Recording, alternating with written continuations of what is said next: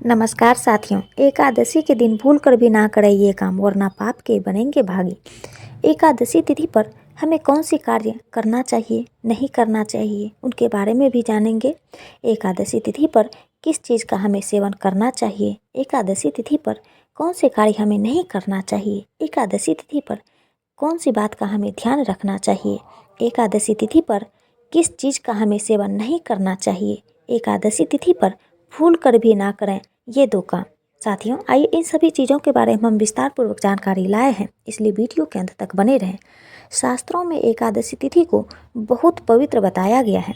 इस तिथि के पुण्य फल से जीवन में कभी किसी चीज़ की कमी नहीं होती है और भगवान का आशीर्वाद बना रहता है।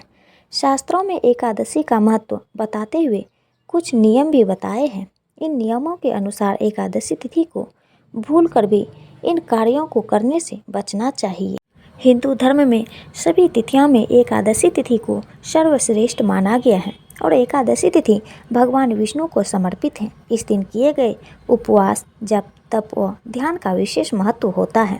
शास्त्रों में बताया गया है कि एकादशी का व्रत करने से सांसारिक जीवन की सभी समस्याओं से मुक्ति मिलती है और व्यक्ति जन्म मृत्यु के बंधन से मुक्त हो जाता है और अंत में वैकुंठ धाम को प्राप्त करता है। धर्म ग्रंथों में बताया गया है कि इस पुण्य तिथि पर कुछ ऐसे कार्य हैं जिनको वर्जित बताया गया है। ऐसा करने से जीवन में कई तरह की परेशानियों का सामना करना पड़ता है और भगवान विष्णु की नाराजगी का भी सामना करना पड़ता है। आइए जानते हैं कि एकादशी के दिन ऐसे कौन से कार्य हैं जिनको भूल कर भी नहीं करना चाहिए। एकादशी के दिन रात में सोना नहीं चाहिए। यह तिथि बेहद पुण्यदायी होती है। इस तिथि को पूरी रात भगवान विष्णु के भजन गाने चाहिए, मंत्र या आरती करनी चाहिए। भगवान विष्णु की प्रतिमा या तस्वीर के सामने बैठकर पूरी रात जागरण करना चाहिए। ऐसा करने से भगवान विष्णु की कृपा प्राप्त होती है और उनके आशीर्वाद से जीवन में उन्नति के योग बनते हैं। एकादशी तिथि के दिन भूल कर भी चावल नहीं खाने चाहिए, चाहे आप उपवास ना भी रख रहे हो। धार्मिक कथाओं के अनुसार एकादशी तिथि के दिन चावल खाने वाले व्यक्ति अगले जन्म में रेंगने वाली योनि में जन्म लेता है।